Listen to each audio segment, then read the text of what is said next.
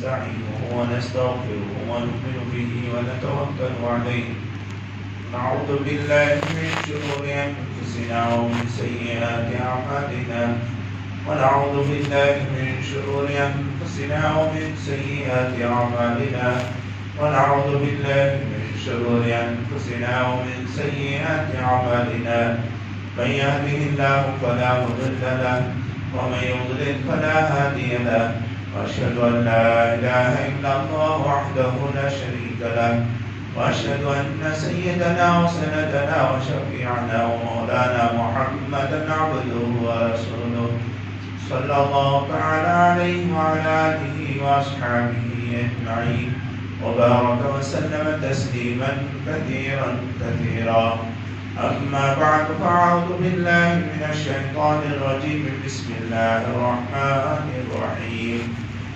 الذين يؤمنون بالغيب ويقيمون الصلاة ومما رزقناهم ينفقون الذين يؤمنون بما أنزل إليك وما أنزل من قبلك وبالآخرة هم يوقنون وقال رسول الله صلى الله عليه وسلم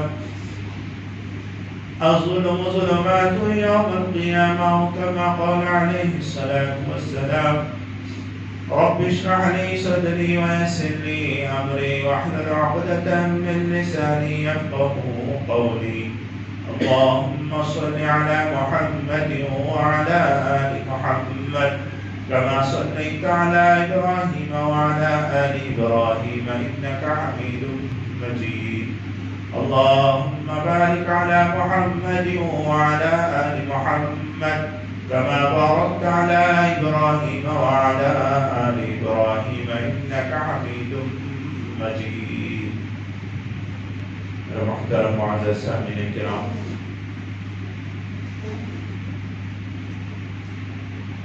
ہم ایمان والے ہیں. ایمان والے نہیں اللہ کو دیکھا، نہیں ہم اور آپ نبی کو دیکھا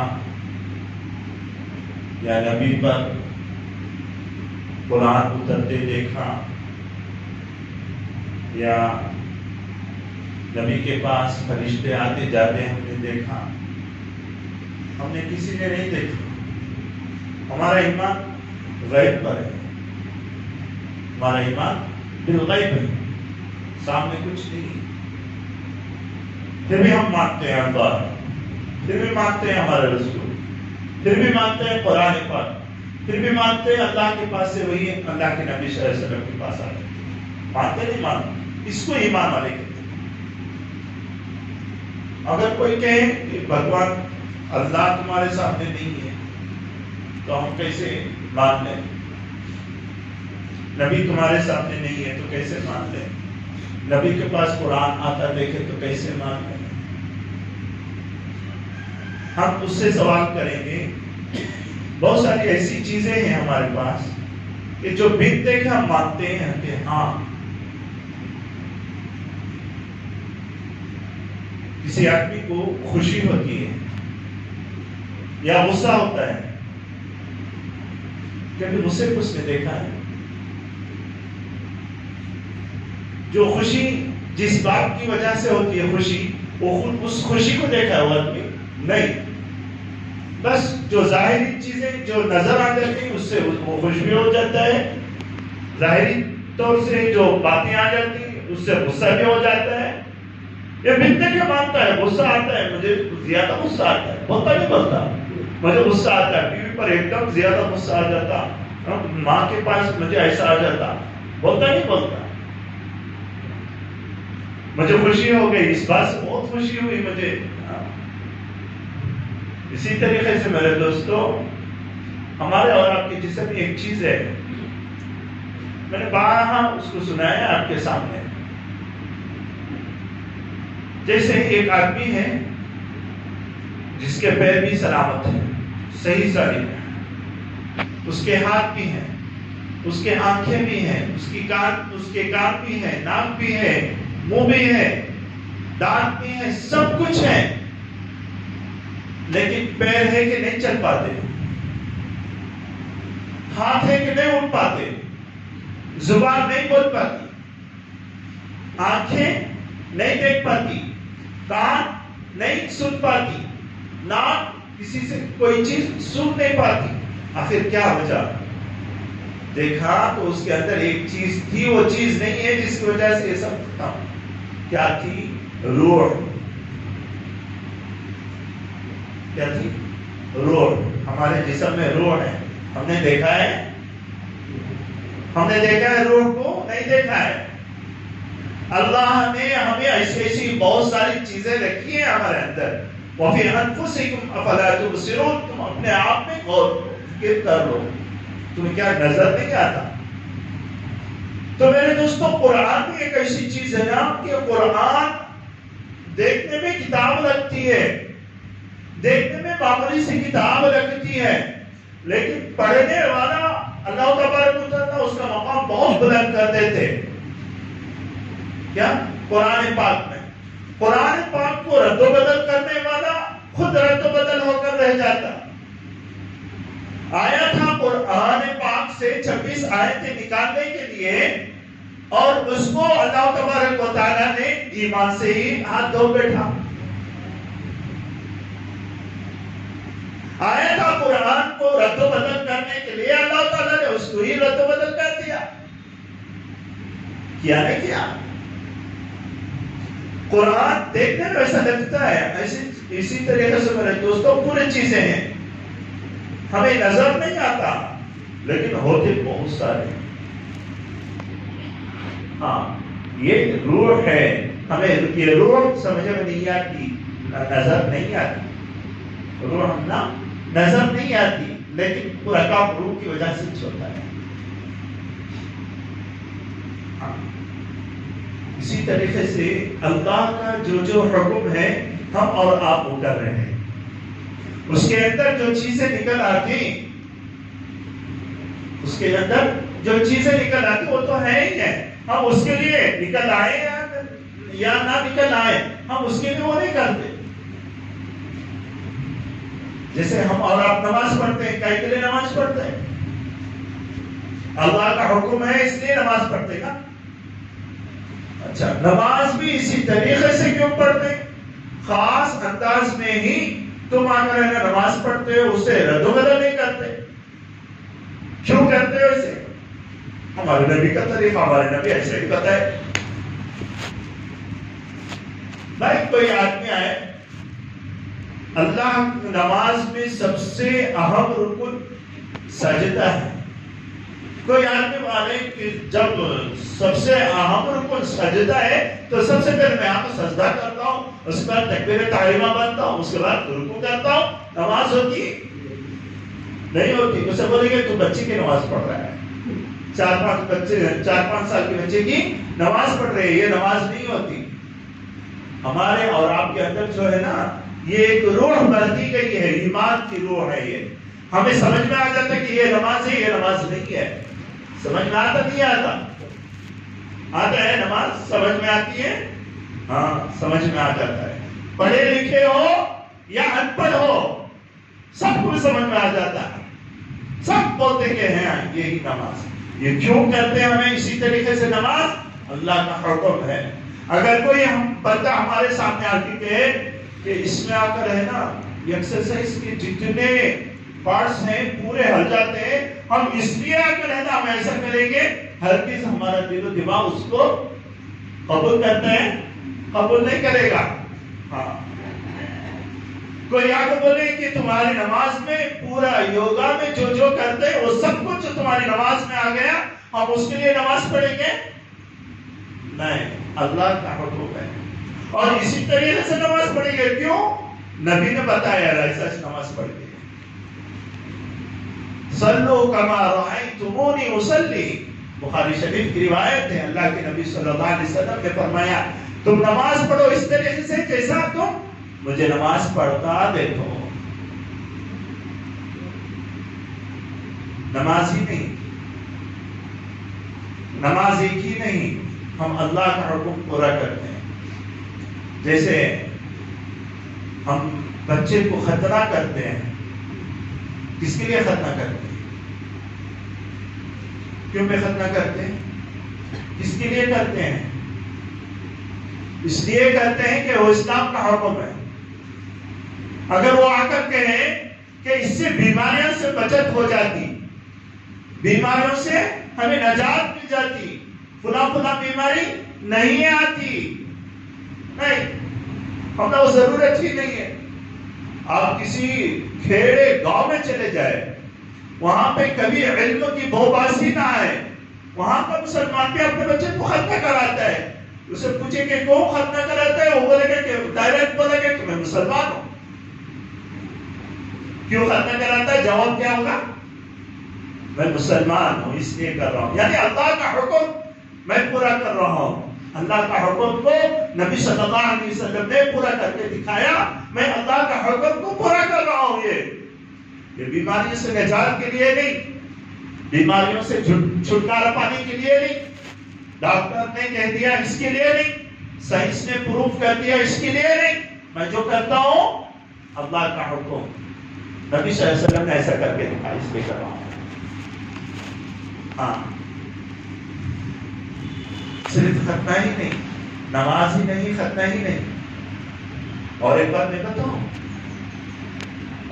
بتاؤں، میں مثالیں دے رہا ہوں آپ کو سمجھ میں آنے کے لیے، مثالوں سے بات اچھی طرح سے سمجھ میں آ جاتی ہے۔ کوئی آ کے بولے میں جو گوشت کھاتا ہوں، مرغے کا گوشت ہو یا گائے بیل کا گوشت ہو، اللہ تعالیٰ نے جن جن جانوروں کو حلال کیا ہے ہمارے لیے، ان سب کا گوشت میں کھاتا ہوں، کس کے لیے کھاتا ہوں؟ کوئی آ کر بولے کہ تم آ کر ہے نا اسے ذبح کر کے ہی کیوں کھاتے ہیں؟ کیا جواب ہوگا؟ کیا جواب ایسا ہوگا کہ بھائی اس میں ولولاہٹ نہیں آتی، کاٹنے سے ذبح کرنے سے پورا خون نکل جاتا، اس میں ولولاہٹ نہیں آتی اور وہ گوشت کھانے میں مزہ لگتا، اور اس میں اگر ہے نا کوئی بیماری نہیں آتی، ایسا بولیں گے؟ نہیں، ہمیں بولیں گے اللہ کا حکم ہے کہ ذبح کرو، بسم اللہ بول کر ذبح کرو اور اس جانور کا گوشت۔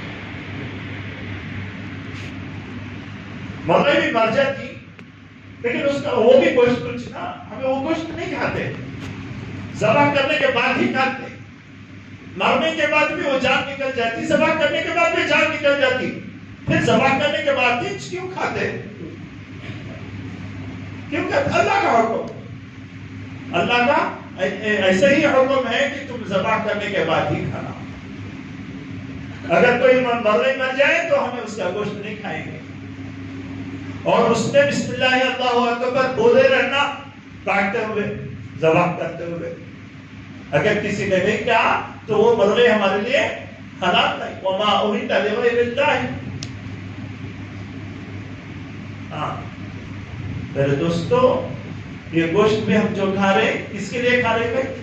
ذبح کر کے اللہ کا حکم نبی صلی اللہ علیہ وسلم نے ہمیں بتایا، اس لیے ہم ایسا کھا نہیں سکتے، ورنہ ہمیں نہیں کھاتے گوشت۔ سمجھ میں آیا؟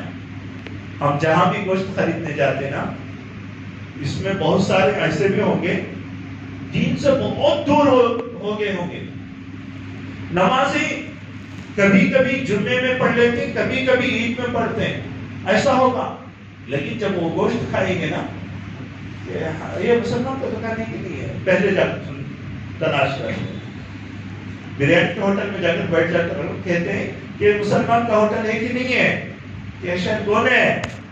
سب سے پہلے کیشر کو دیکھتے ہیں، وہاں پہ شراب کھول کر دیکھتے ہیں، وہاں پہ ادھر ادھر دیکھتے کہ کچھ ہے کیا، جب ہی اس کے بعد کھاتے۔ کیوں؟ اللہ نے ہمیں ذبح کرنے کے بعد میں کھانے کو حکم دیا جانوروں کو، ایسا ہی ذبح کرنے کے بعد اگر کسی نے دوسرے نے مسلمان نے دوسرے جو مسلمان نہیں ہے اس نے ذبح کر دیا تو ہمیں نہیں کھاتے۔ اور مسلمان جو ہوٹل رکھے گا وہ کون سا ہوٹل رکھے گا؟ وہ ذبح جہاں پہ کیا ہوا وہیں پہ رکھے گا، اسی کی وجہ سے ہم وہاں پہ بنا پوچھے کہ ہمیں وہاں کھا لیتے ہیں۔ تو میرے دوستو، اللہ تبارک و تعالیٰ نے ہمیں جو حکم دیا نا، یہ حکم کو باقی رکھنے کے لیے، نبی صلی اللہ علیہ وسلم کے طریقے پر باقی رکھنے کے لیے آج ہم اور آپ مسلمان ہیں نا دنیا کے اندر، اور خاص طور پر ہندوستان کے اندر جو مسلمان ہیں ان سب کو یہ بتانے کے لیے، ان کے سامنے کرنے کے لیے، تم جو بھی کرتے ہو یہ اللہ کا حکم کو نبی صلی اللہ علیہ وسلم کے طریقے پر کرتے ہو، اس کو باقی رکھنے کے لیے ایک نام دیا گیا ہے، اس کو کہتے ہیں مسلم پرسنل لا بورڈ۔ اس کو کیا کہتے ہیں؟ مسلم پرسنل لا۔ ہاں، وہ آ کر ہے نا جو شریعت ہے وہ اٹھا کر بتائے گا، جو شریعت کے خلاف ہے اس میں وہاں پہ آ کر وہ بتائے گا کہ شریعت کے خلاف ہے۔ نکاح بھی ہم جو کرتے ہیں اپنی اپنی کیا بولتے ہیں اپنی خواہش پوری کرنے کے لیے نہیں، بچے کو نسلوں کو بڑھانے کے لیے نہیں، ہم جو نکاح بھی کرتے ہیں نا اللہ کا حکم ہے اور نبی نے اس کو بتایا ہے، کر کے بتایا ہے، اس طریقے سے ہم نکاح بھی ہم کرتے ہیں۔ نکاح بھی ہم اسی لیے کر رہے ہیں نہ کوئی مسلمان ایسا ہو سکتا ہے جو بولتے ہیں کہ لیونگ ریلیشن شپ ایسا کچھ ایسا ہو سکتا ہے، نہیں وہ کوئی آ کر رہنا اس کو دوست بن سکتی ہے۔ اسلام میں کوئی مرد اور عورت اگر غیر ہے تو کبھی وہ بھائی بہن نہیں، یاد رکھ لیجیے، بھائی بہن نہیں ہے۔ بھائی بہن تو اصل میں وہی ہے جو خونی رشتے میں ہے، وہی بھائی بہن ہے، اور اس میں آ کر ہے نا اگر تو اس کو اپنانا چاہتے ہو تو نکاح پڑھ کر ہی اپنا سکتے ہیں، بہن بول کر اپنا نہیں سکتے۔ شیطان وہاں پہ آ کر ہے نا آپ کو بہکائے گا، یاد رکھ لیجیے، نکاح پڑھا کر رکھنا چاہیے۔ جہاں پہ جس جگہ دوسرا کوئی نہیں ہے وہاں پہ ایک مرد اور ایک عورت رہتی ہے تو حدیث میں باقاعدہ آیا ہے کہ یہاں تیسرا شیطان رہتا ہے، کبھی بھی بہکا سکتا۔ آج جو دنیا میں فتنہ فساد ہے یہ سب یہی ہے۔ تو میرے دوستو، یہ مسلم پرسنل لا ہمیں آ کر ہے نا اچھی طرح سے اچھی طریقے سے جان لینا چاہیے کہ یہ کیا چیز ہے مسلم پرسنل۔ آج انہوں نے ہر چیز میں انگلی اڑانا شروع کر، موجودہ جو حکومت ہے اس نے مسلمانوں کو اتنا گرا رہا ہے اور اتنا پریشان کر رہا ہے۔ میرے دوستو، یہ بھی ایک اللہ ہی کا کیا ہے، اللہ ہی کا حکم ہے، اللہ تعالیٰ ہی کا فیصلہ ہے۔ یہ ہمارے اوپر جو سختیاں آتی دوسروں کی طرف سے یہ ہمارے اوپر آتے ہیں، یہ سب ہمارے اپنے امتحان کے لیے آتے ہیں میرے دوستو۔ لیکن ایک بات یاد رکھنا، حضرات صحابہ پر اس سے کڑے امتحان آیا تھا، انہوں نے اس پر اس آزمائش میں وہ ثابت قدم رہے۔ وہ کیا رہے؟ ثابت قدم رہے۔ اللہ تبارک و تعالیٰ نے انہیں چمکا دیا دنیا کے اندر، آخرت میں تو چمک کر ہی رہیں گے۔ ان کو کہاں تک لقب دیا؟ رضی اللہ عنہم ورضوا عنہ، اللہ ہم سے راضی ہے، وہ بھی اللہ سے راضی ہے۔ کہاں؟ پہلے وہ بولنا تھا کہ یہ اللہ سے راضی ہے، اللہ تعالیٰ نے اس لفظ کو برداشت نہیں کیا، بلکہ کہہ دیا انہوں نے اتنے امتحانات میں اتنے آزمائشوں میں ثابت قدم رہے کہ اللہ نے ان کو آ کر رضی اللہ کا پروانہ پہلے دے دیا۔ رضی اللہ عنہ ورضوا عنہ، اللہ تعالیٰ وہ بھی اللہ سے راضی۔ میرے دوستو، یہ سب کب؟ جب ہم اسلام میں ثابت قدم رہیں گے تو۔ اگر اسلام میں ثابت قدم نہیں رہیں گے تو میرے دوستو یہ پروانہ سب ہمیں ملنے والا نہیں۔ ہاں، تو اس کے لیے جو بھی آزمائشیں ہیں ان سب کو ہمیں اندر ہے نا مقابلہ کرنا ہے، ڈٹ کر مقابلہ کرنا ہے۔ آئیں گے، توڑیں گے، سب کچھ کریں گے نہیں۔ آج دیکھو، میں ایک بات میں کہہ دینا چاہتا ہوں، میرے ذہن میں ایک بات آ گئی بیچ میں، حالانکہ وہ عنوان نہیں تھا، مجھے آگے تو بات سامنے رکھ دو آپ کے سامنے۔ میرے دوستو، یہ جو مکہ اور مدینہ ہے یہ جو شہر ہے ہمارا ایمان اس پر ہے کہ نہیں ہے؟ ہمارا وہاں کی ایک ایک پتھر، ایک ایک کنکر ہمارے لیے اگر ہے نا سرمے سے زیادہ ہمارے لیے قیمتی ہے کہ نہیں؟ لیکن وہاں کی حکومت بھی، وہاں کی موجودہ حکومت بھی یہ بھی اگر ہے نا اسلام سے دور ہوتی جا رہی ہے، عیسائیت کے قریب اور یہودیت کے قریب ہوتی جا رہی ہے، اسلام سے دور ہوتی جا رہی ہے۔ اب جو وہاں کا ابن سلمان ہے وہ کہہ رہا ہے، عدد اعلان کہہ رہا ہے کہ ہم سعودی عرب کے اندر اعتدال والا اسلام لانا چاہتے ہیں۔ کیسا اعتدال معلوم نہیں کہ وہاں پہ فلم تھیٹر کھل گئے، اوپن ہو گئے، وہاں پہ ناچ کرنا شروع ہو گیا۔ وہ سرزمین جہاں سے اسلام پھیلا، جہاں سے اسلام پیدا ہوا، پھیلا، بڑا، سب کچھ ہوا، وہاں آگر رہنا، یہ لوگ آگر رہنا ایسا کریں۔ ہاں وہ حکومت کی گرنے والی کبھی باقی رہنے والی نہیں ہے۔ اسلام کے مقابلے میں جو بھی آیا وہ سب گرنے والی ہے۔ اسلام باقی رہنے والا مذہب ہے۔ اسلام آ کر رہنا نیچر ہے، نیچر ہمارا فطری مذہب ہے۔ اسلام کا جو بھی حکم آپ لے لیجئے سب فطری حکم ہے، کوئی بھی اس سے بدل کر نہیں۔ تو یہ لوگ آ کر ہے نا کچھ کرتے جا رہے۔ ابھی ڈیسائیڈ ہوا چاہشتے کے دن میں نے ایک نیوز پڑھ رہا تھا، عربی کا نیوز تھا، ایک اخبار، تو اس میں اطلاع دی گئی تھی یہ جو جماعت تبلیغی جماعت، جن کے میں اپنے الفاظ میں اس کو میں بتانا چاہتا ہوں، یہ جو تبلیغی جماعت ہے اس کے جتنے بھی مکر و فریب ہیں، اس کے جتنے بھی کمیاں ہیں، وہ سب آ کر ہے نا لوگوں کے سامنے پرچار کیا جائے گا، نشر کیا جائے گا۔ جمعے کے خطبے میں انہوں نے ایک پروانہ وہاں پہ چالو کیا۔ میں پوچھنا چاہتا ہوں آل سعود سے، سعودی حکومت سے،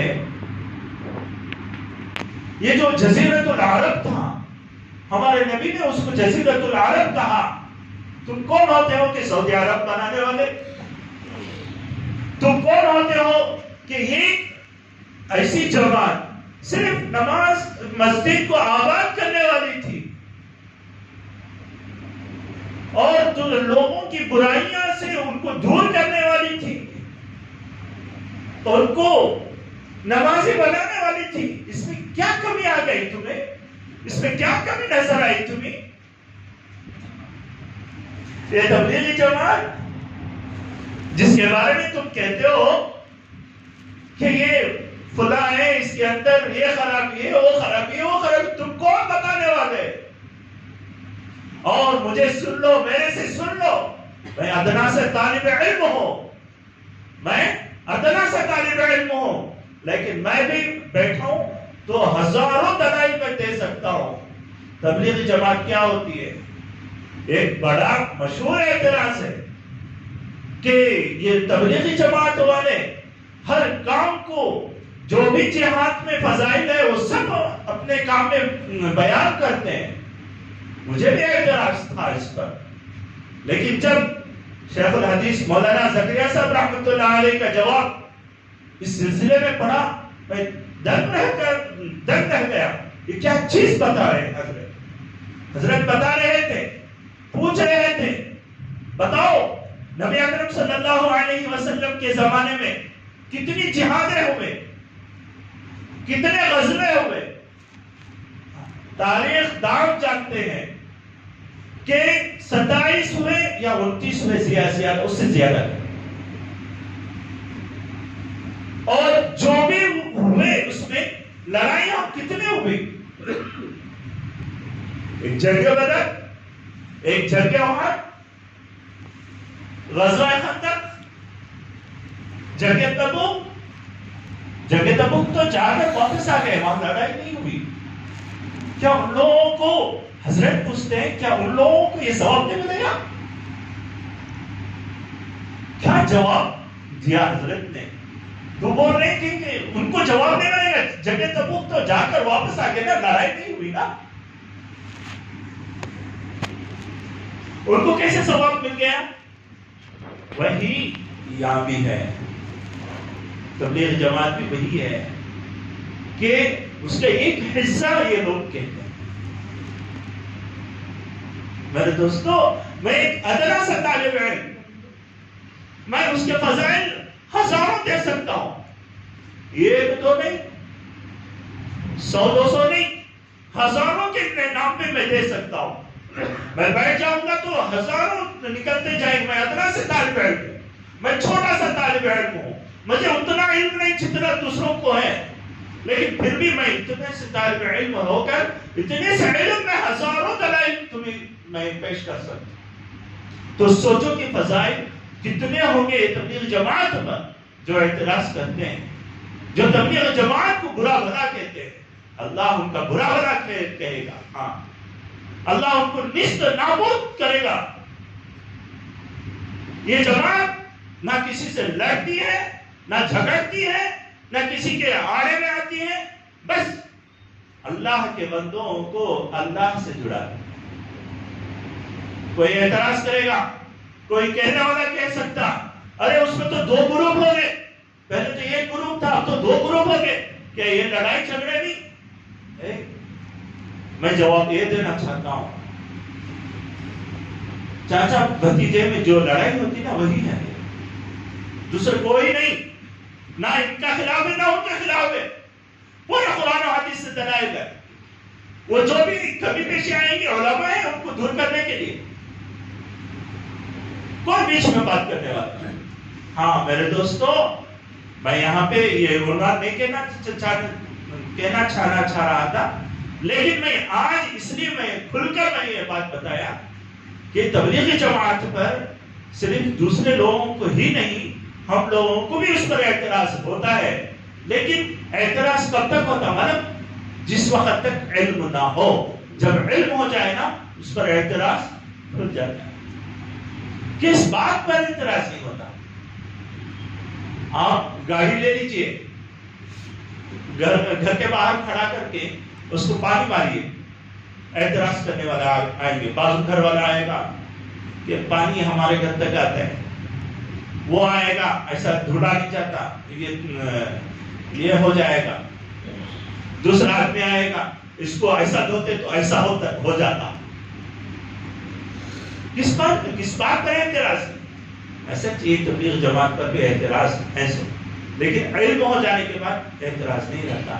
ہاں جو بھی اعتراض ہو تم کو اپنے علماء سے پوچھو، جن علماء پر آپ کو اعتماد ہے ان سے پوچھ لو کہ کیا چیز ہے تبلیغ جماعت. اور اسی کا ایک حصہ یہ کیا ہے، مسلم پرسنل لا بورڈ ہے نا، اسی کے حصے سے یہ تبلیغ جماعت بھی ہے.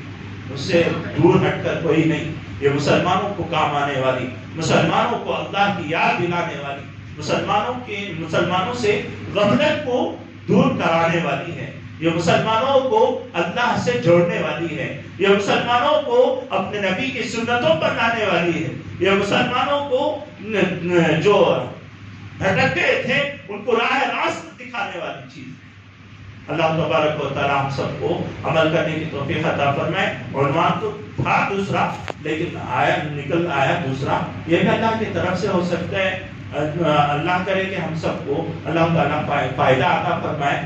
آپ دعا فرمائیں کہ اللہ تبارک و تعالیٰ جو کوئی بھی کسی پر بھی مسلمانوں پر گندی نگاہ رکھتے ہیں، اللہ تبارک و تعالیٰ انہیں علم دے دے اور ان کو سمجھ دے دے اور صحیح راستے پر آئے. اگر ان کے نصیب میں نہ ہو، اللہ تعالیٰ جو چاہے کرنا چاہے کر. آمین. وآخر دعوانا الحمدللہ.